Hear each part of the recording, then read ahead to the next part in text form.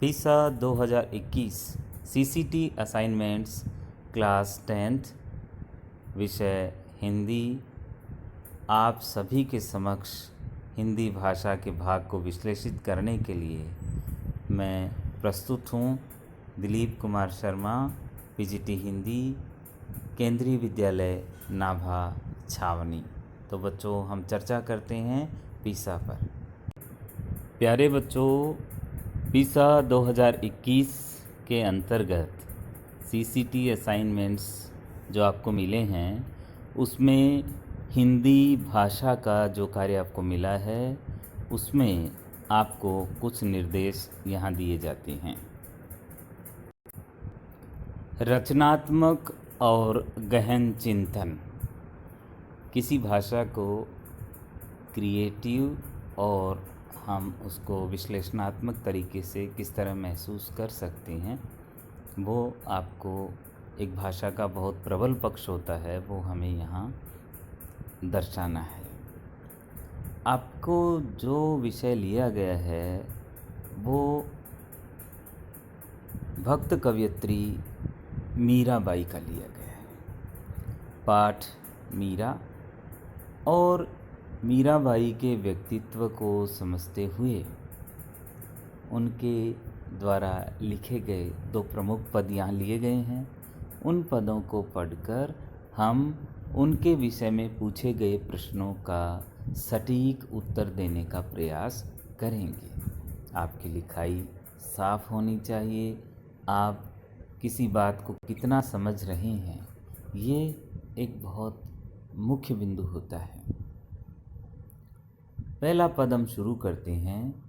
पहला पद है हरि आप हरो जन री भीर, द्रौपदी री लाज राखी आप बढ़ायो चीर, भगत कारण रूप नरहरि धर्यो आप शरीर, बूढ़ तो गजराज राख्यो काटी कुंजर पीर, दासी मीरा लाल गिरधर हरो मारी भीर, हरि आप हरो जन री भीर। इसका अर्थ करने से पहले हम कुछ कठिन शब्दों का प्रयोग करते हैं।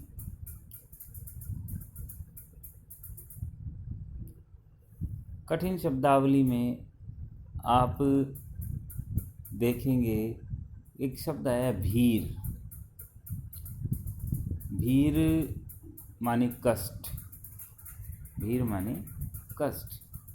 हरि आप हरो जनरी भीर। भीर अर्थात कष्ट।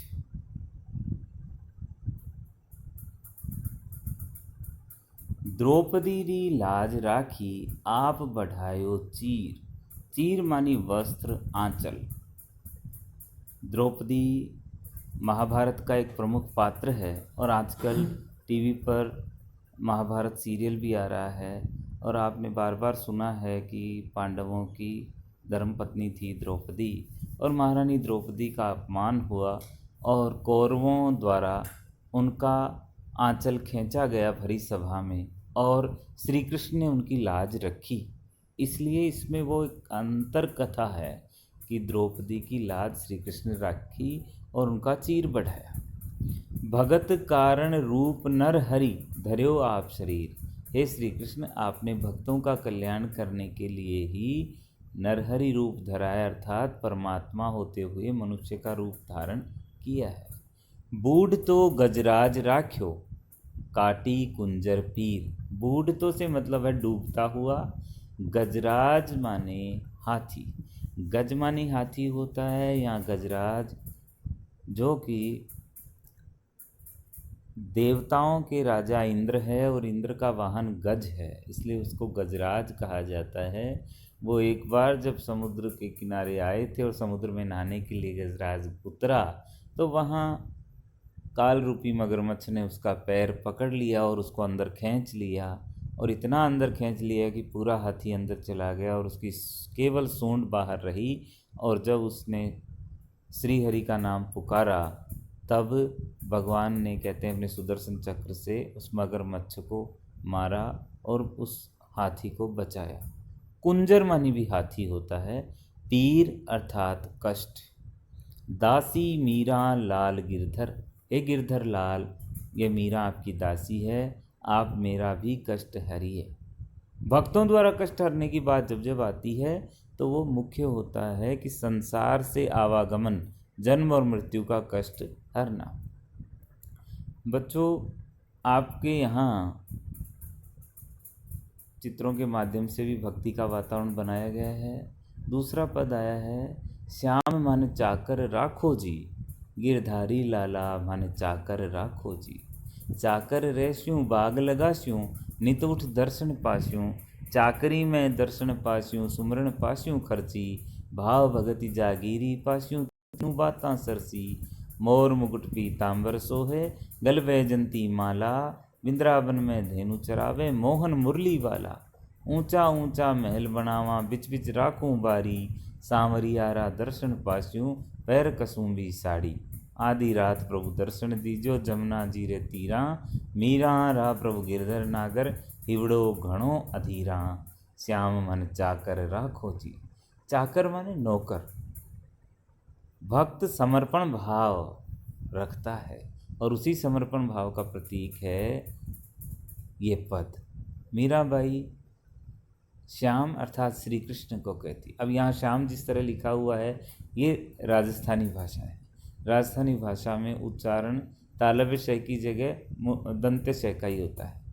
श्याम मान चाकर राखो जी, आप मुझे अपने यहाँ नौकर रख लो, हे गिरधारी लाल मुझे नौकर रखो। आपके यहाँ मैं चाकर रहूँगा तो क्या क्या कार्य करूँगा, बाग लगा दूँगा और हमेशा उठकर आपके दर्शन कर लूँगा। और चाकरी में मुझे कोई पैसे नहीं चाहिए, मैं मजदूरी में आपके दर्शन और आपका सुमिरन खर्ची के रूप में पाऊँगा और चाकरी में दर्शन पालूँगा। और आपका जो भक्ति भाव है वही मेरी जागीर होगी और मुझे इन तीनों बातों में मुझे मंजूर है, मेरा काम सर जाएगा। तीनों बातें सरसी था, मेरा काम सर जाएगा। मोर मुकुट पीतांबर सोहे, गल वैजंती माला। श्री कृष्ण का किस रूप में इन्होंने आराधना करी। माथे पर मोर मुकुट है, तन पर पीतांबर पहना हुआ है, गले में वैजयंती माला है और वृंदावन में वह गाय चराता हुआ मनमोहन मुरली वाला इनको पसंद है, वही रूप उसकी आराधना कर रही हैं।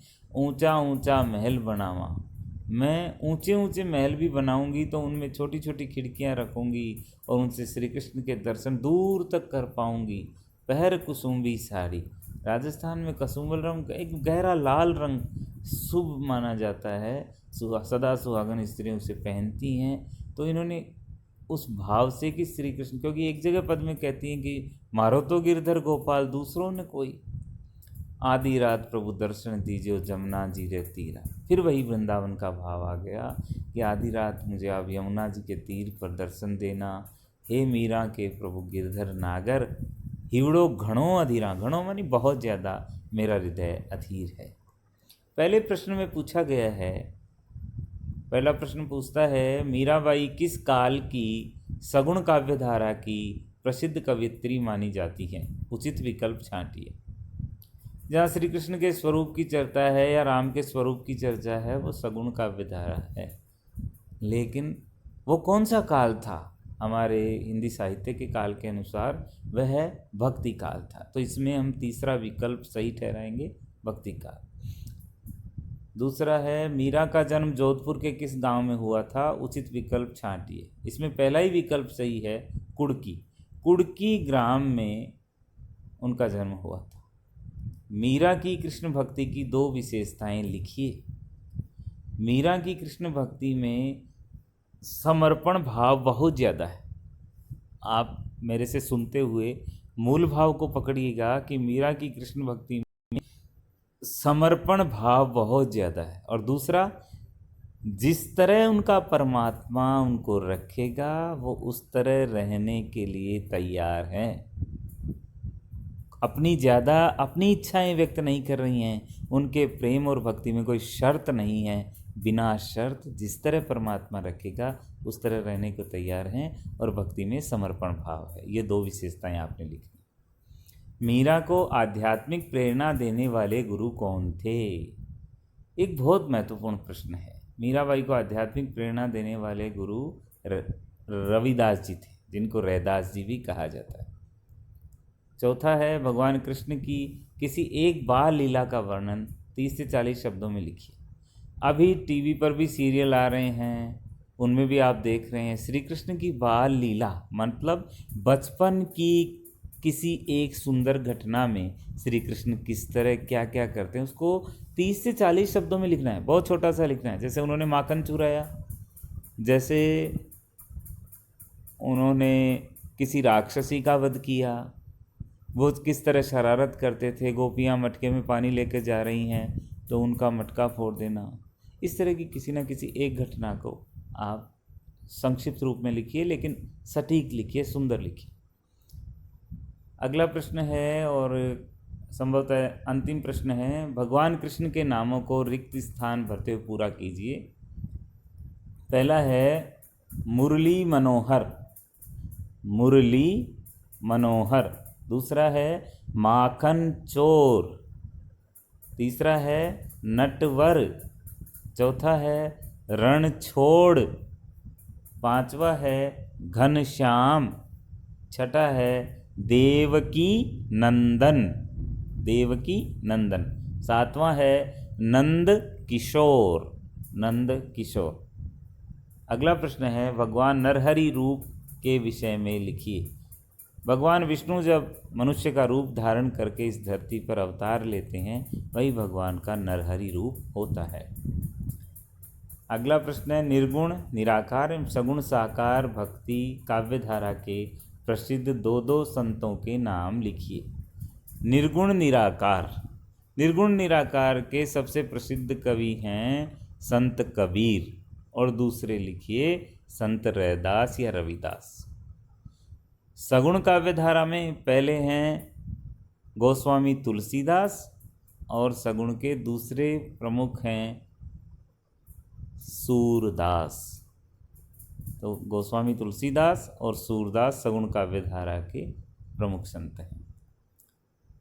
अंतिम प्रश्न है, यदि मीरा का जन्म सन 1503 में हुआ था और वे सन 1546 में अंतर्धान हो गई, तो उनकी कुल आयु कितनी रही होगी? यहाँ आपका सामान्य ज्ञान परखा जाएगा कि आप उनके मृत्यु की सन में से उनके जन्म वाली सन को घटाएंगे तो जो शेष बचेगा वही उनकी आयु होगी। तो बच्चों, मुझे उम्मीद है कि आपने इन संकेतों को समझा और इनके आधार पर आप अपना ये असाइनमेंट बहुत अच्छा लिखेंगे। बहुत बहुत शुभाशीष। धन्यवाद।